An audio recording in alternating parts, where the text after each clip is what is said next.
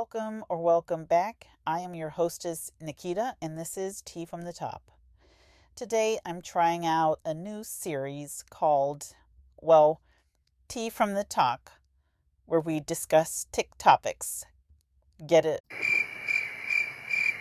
It's mostly a series where I will talk about trending stories and topics on TikTok and other social media platforms. So let me know if there are any stories you want me to cover or any topics you think might be interesting to unpack or discuss further. I have been dying to comment on some of the things and the stories that I've been hearing on social media, and I wanted to do a segment that was not about reality TV recaps.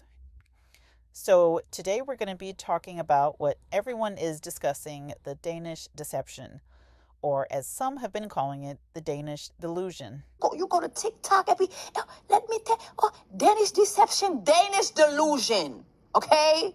Nigerian nonsense. So that embarrass. This is embarrassing. Now, while I agree that there is a lot to critique about this series and about Onyeka herself, I do think people are going quite hard on her. To be even more honest, I actually identify with a lot of the parts of her that allowed this to happen, and I think many of us are not being honest with ourselves about our own relatability to her. So, here's a brief recap. Poor girl said there was 34 cents in his bank account, and she still married him. Foolishness, imagine. Now all the trips they take, the colonizer paid with her money. My God. Well, her family and her friends gave the colonizer over $300,000. They said she rejected his offer for a pass. Foolishness. It's better to be a gold digger and live with something rather than nothing. Imagine a man saying he's royalty and proposes with no ring. Oh my God. We are the victims for her telling us about her foolishness. I think this is AI, but I chuckled at the thought of the aunties in the village kikiing about this. For those of you who haven't seen it or watched it in full, here's a 2-minute summary of Onyeka's story.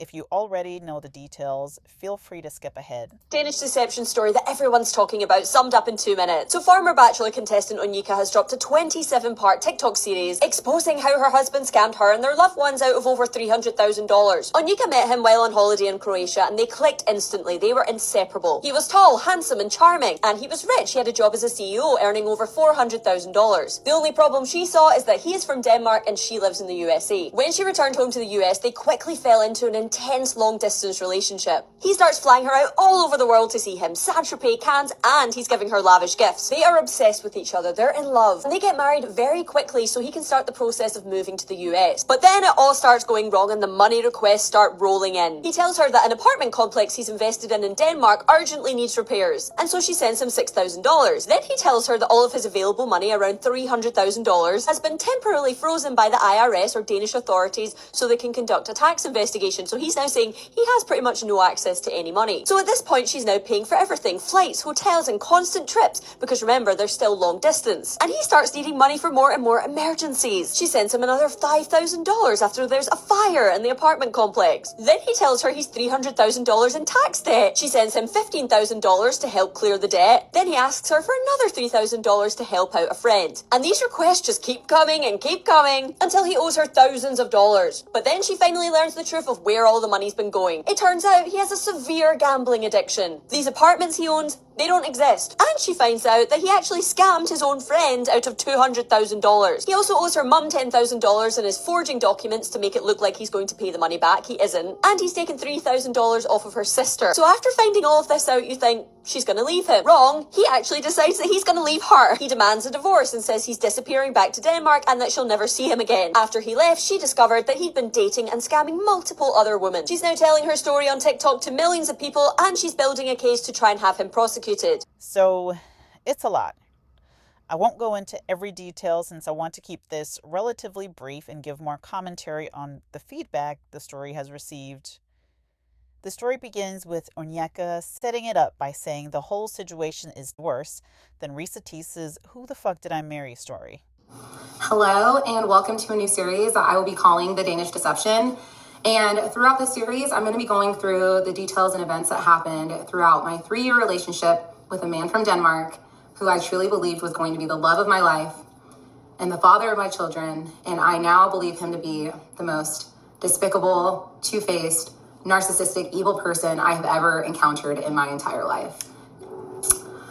What you guys are about to hear is going to be one of the most beautiful love stories you've ever heard in your entire life. And for that reason, I need to make sure you guys all prepare yourselves because it's going to take a very drastic turn. And this is going to be one of the most insane roller coaster of emotions that you guys have been on. And if you were a fan of the Who the Fuck Did I Marry series, unfortunately, the story you're about to hear is significantly worse. Already I can tell she was looking for a viral moment, as many storytellers who have come after Reesa have been. But I could also tell that not only was this more planned out than Reesa's, who was often just rambling in her bonnet or in the car, I also had a strong sense that Onyeka's friends probably hyped her up to believe that she could be even more successful and viral than Reesa. Why? Because she comes from reality TV, she's overly articulate, petite, and more traditionally beautiful by societal standards. Plus, her ex was arguably more handsome and allegedly more successful. So it didn't just give my story is crazier, it also gave low-key I'm better and so is my ex. She didn't say that, but I believe she thought it. Maybe not maliciously, but boy was she wrong. There's been so much negative feedback calling her naive, gullible, delusional, thirsty, self-hating, and downright dumb. One of my favorite phrases is, 2 things can be true. In this case, multiple things can be true at the same time. As someone who has also been naive and gullible, and who has romanticized love abroad and told a man I loved him after a week without ever meeting him in person, I can't judge her too harshly. Now, don't come for me. This isn't my story time. I do think honesty, and sometimes even harsh honesty, from people around you is necessary to make sure you don't repeat these mistakes. In her case, because she didn't have that harshness around her, I think she kept pushing through her delusion at every turn and allowed it to go this far. But maybe this is the lesson she needed to learn. I know for me, someone can tell me not to do something a million times, but sometimes I have to see for myself to believe it.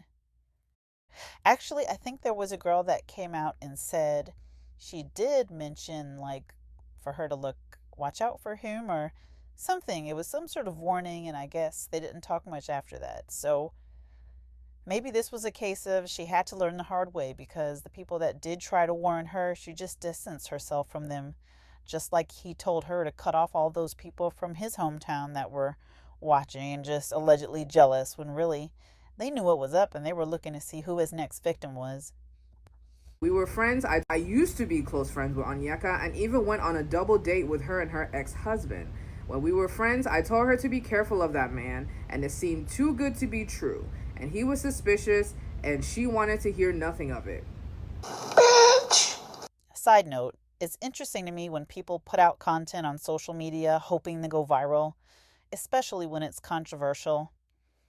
People only think about the possibility of fame, but do they not realize the internet is a treacherous place and social media is downright vicious?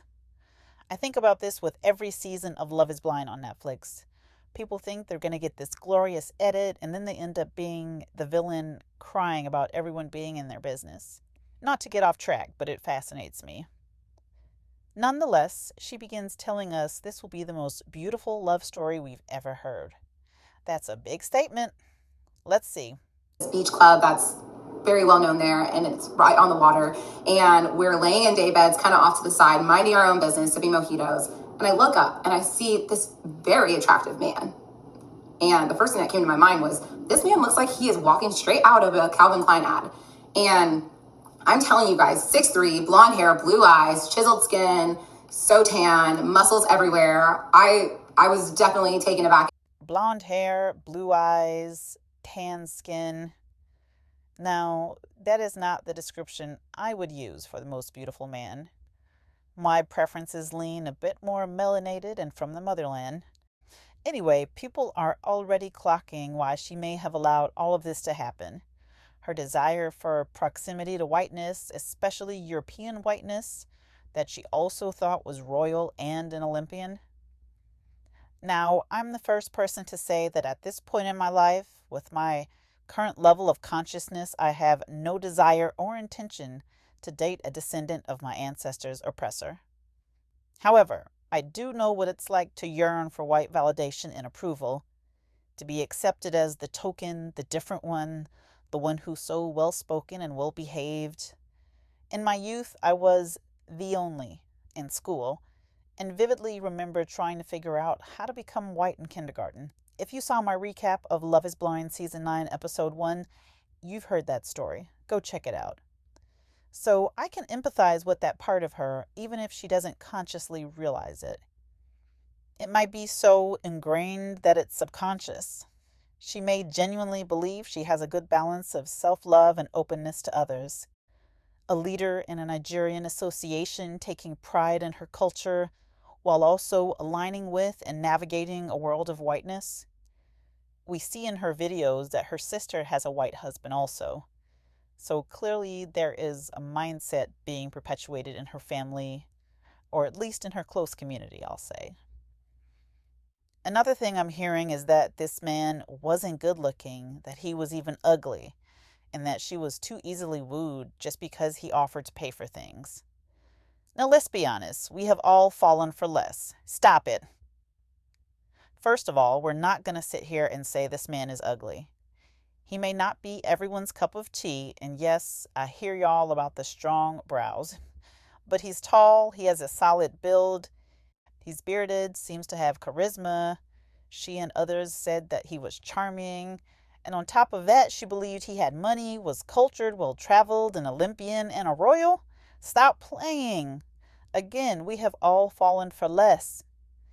And the fact that he was wining and dining her, flying her out, buying her gifts, and they were living this fairy tale. Remember, she was on The Bachelor and Bachelor in Paradise, and she has been conditioned to romanticize love. She has this Disney version of love that she expects, and meeting someone in a beautiful town halfway across the world while traveling and having amazing experiences fits perfectly into that fantasy. Meanwhile, many of us are encountering men who want to split everything 50-50. And don't get me started on splitting the bill on dates. So let's not act like she was dumb to fall for something that felt legitimate. This is exactly how the guy from The Tinder Swindler won many women over, by wooing them early and creating a believable illusion supported by flashy gestures and what appeared to be legitimate income, without them knowing where the money truly came from. Also, with all the gender wars online and rhetoric about women wanting to take men for everything, I understand wanting to prove that you're not just there for what someone has. Even though, let's be real, we would all gladly accept those perks. But the minute he began asking for money, that should have been a sign. I can see her wanting to prove that she could keep up with him financially, to show that she has value even though she didn't have nearly what she believed he had. Imagine Meghan Markle and Prince Harry. Her wanting to prove she's not with him for money and is willing to help him in hard times. But she's not Meghan, and this ain't no Harry. Anyway, I do think she entered this story with some arrogance, thinking that even though marriage didn't work out, she could still gain fame from it and become this scorned woman turned champion, getting a movie deal like Reesa. But now she's getting a slice of humble pie. I do believe she glorified whiteness, and I do believe she ignored red flags because of his whiteness. A self-proclaimed Nigerian royal and Olympian couldn't borrow $1 from her, I bet you. But he couldn't borrow $1 from me either, I ain't gonna lie. However, she deserves some grace. All of us are victims of the American mindset to some degree, some more than others depending on their surroundings.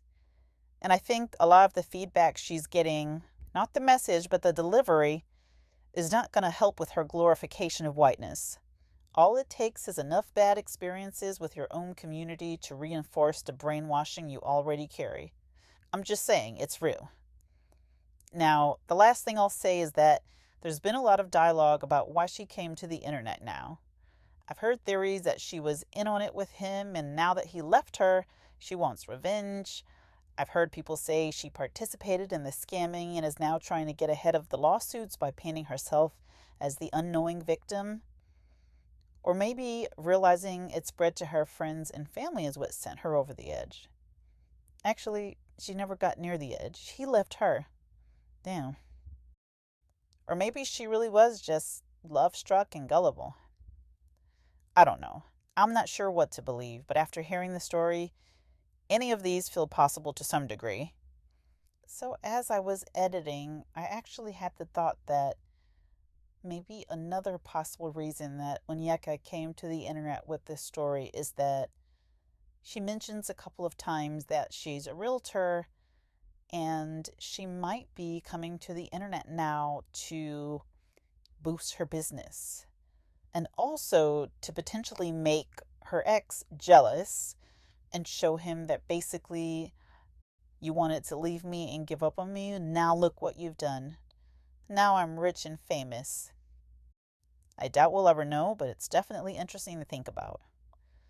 Listening to this series really served as a reminder to me to, one, not romanticize love and to question the too good to be true, and two, to not allow the propaganda to convince us that whiteness can't equal criminality and evil. Look at the man in the big house. What did you get from this story, and what are your thoughts? Let me know in the comments. Until next time, make sure to like, share, and subscribe.